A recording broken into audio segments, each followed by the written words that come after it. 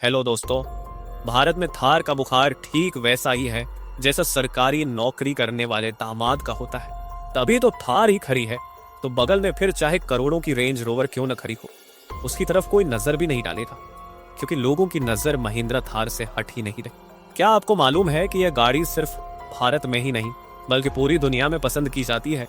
इसे चाहने वालों की कोई कमी नहीं है। आखिर ऐसा क्या है इस गाड़ी में कि लोग इसके पीछे दीवाने हो जाते हैं। लोग महीनों इंतजार करने तक को तैयार रहते हैं और हर कोई थार चलाना चाहता है। आइए जानते हैं थार की कहानी कहां से शुरू हुई।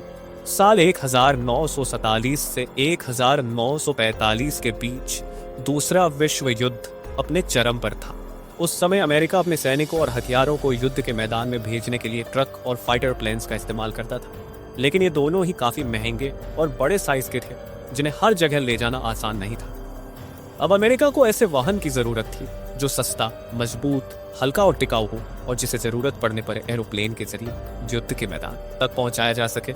इसी जरूरत को पूरा करने के लिए अमेरिकी सेना ने दुनिया भर की करीब 135 ऑटोमोबाइल कंपनियों से 4 पहिया गाड़ी का प्रोटोटाइप बनाने के लिए कहा, लेकिन उन्होंने सभी कंपनियों को सिर्फ 49 दिनों का समय दिया था। कैसे बनी पहली जीप?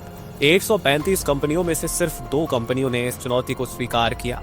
वाइलिस ओवरलैंड बैंटम कंपनी 50 दिन के अंदर एक चलता फिरता प्रोटोटाइप मॉडल बनाने में सफल रही, लेकिन समस्या यह थी कि यह कंपनी बहुत छोटी थी और इतने बड़े स्तर पर प्रोडक्शन करने की क्षमता नहीं थी, इसलिए उनके बनाए डिजाइन को व्हील्स और फोर्ड को दे दिया गया।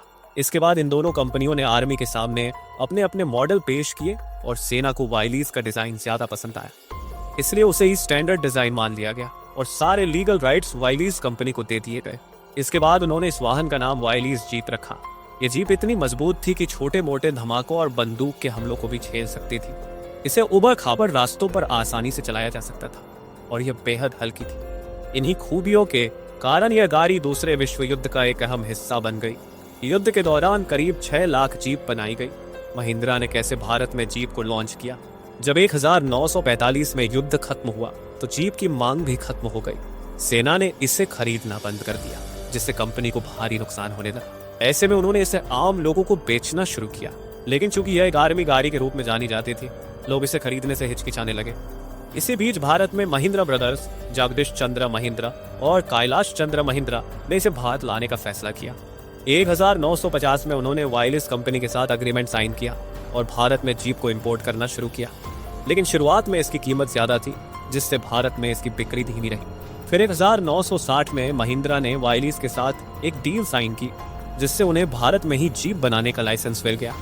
भारत में मैन्युफैक्चरिंग शुरू होने के बाद जीप की कीमत काफी कम हो गई और इसे भारतीयों के हिसाब से बदला गया।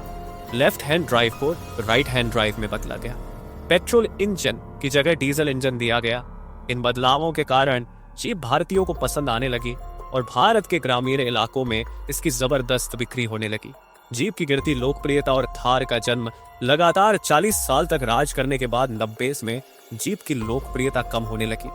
साल 2000 में जब महिंद्रा ने बोलेरो और स्कॉर्पियो जैसी गाड़ियां लॉन्च की, तो लोगों का रुझान उनकी तरफ बढ़ गया। यहाँ तक कि भारतीय सेना ने भी मारुति जिप्सी खरीदनी शुरू कर दी, जिससे महिंद्रा को बड़ा झटका लगा। उन्हें कुछ नया करना था ताकि इस नुकसान से बचा जा सके। इसी के चलते 2010 में महिंद्रा थार को लॉन्च किया गया।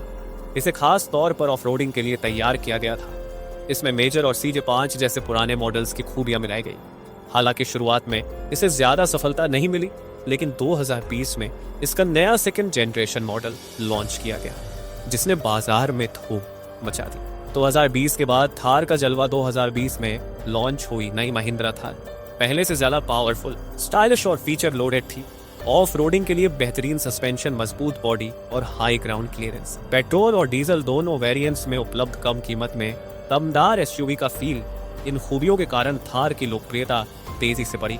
आज इसके चाहने वालों की इतनी लंबी लाइन है कि इसका वेटिंग पीरियड 1 साल तक का चल रहा है। फिर भी लोग इसके लिए इंतजार करने को तैयार है। थार का भविष्य आज महिंद्रा थार भारत की सबसे ज्यादा बिकने वाली SUVs में से एक है। आने वाले समय में इसकी लोकप्रियता और भी बढ़ेगी। शायद कुछ सालों बाद हर तीसरी गाड़ी थार ही होगी। आपकी फेवरेट कार कौन सी है? कमेंट में जरूर बताएं।